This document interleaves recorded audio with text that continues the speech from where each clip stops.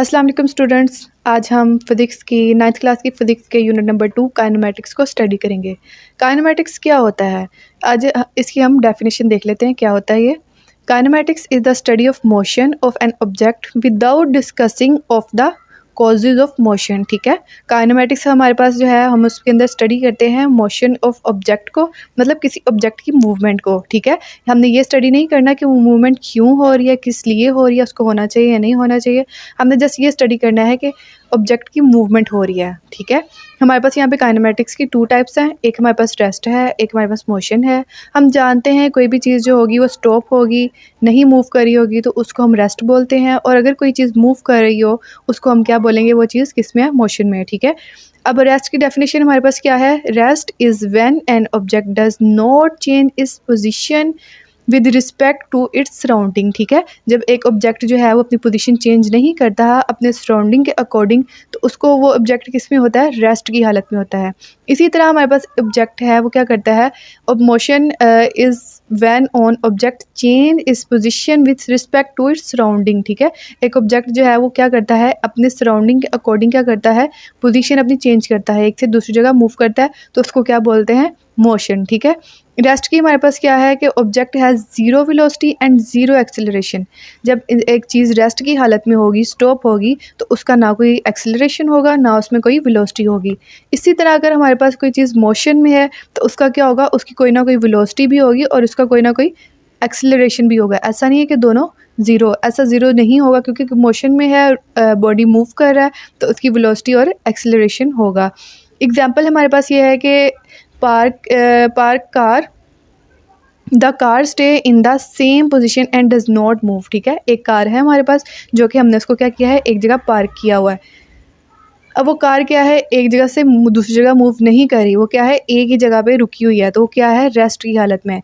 इसी तरह अगर हमारे पास वही कार क्या कर रही है, मूव कर रही है, एक जगह से दूसरी जगह जा रही है, तो वो क्या होगी, वो मोशन की हालत में होगी। तो ये इसका बहुत सिंपल हमारे पास डिफरेंस था। नेक्स्ट हमारे पास टाइप्स ऑफ मोशन है। मोशन की टाइप्स कौन कौन सी है, हमारे पास जो है बेसिकली 3 टाइप्स है मोशन की। ठीक है, एक हमारे पास ट्रांसलेटरी मोशन है, एक रोटेटरी है, और एक हमारे पास वाइब्रेटरी है मोशन। ठीक है, ये 3 टाइप्स है हमारे पास किसकी, मोशन की। अब ये होती क्या है, इनको आगे जो है वो एक्सप्लेन किया गया है।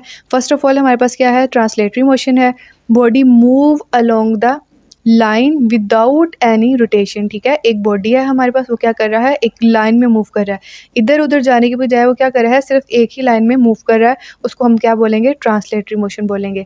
ट्रांसलेटरी मोशन की हमारे पास कितनी टाइप्स हैं, 3 टाइप्स हैं ट्रांसलेटरी मोशन की। ठीक है, एक हमारे पास लीनियर है, एक सर्कुलर है, और एक हमारे पास रैंडम मोशन है। लीनियर मोशन क्या होता है, जैसे कि नाम से पता चल रहा है, लीनियर मतलब लाइन, एक लाइन में जो मोशन हो रही है, मूवमेंट हो रही है, उसको हम बोलते हैं लीनियर मोशन।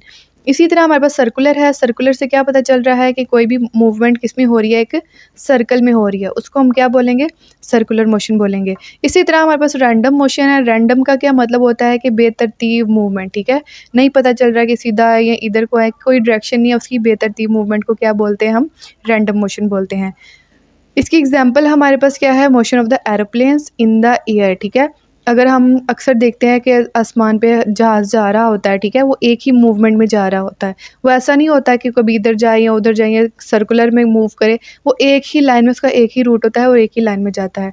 इसी तरह हमारे पास सर्कुलर मोशन की एग्जाम्पल है, motion of the earth around the sun.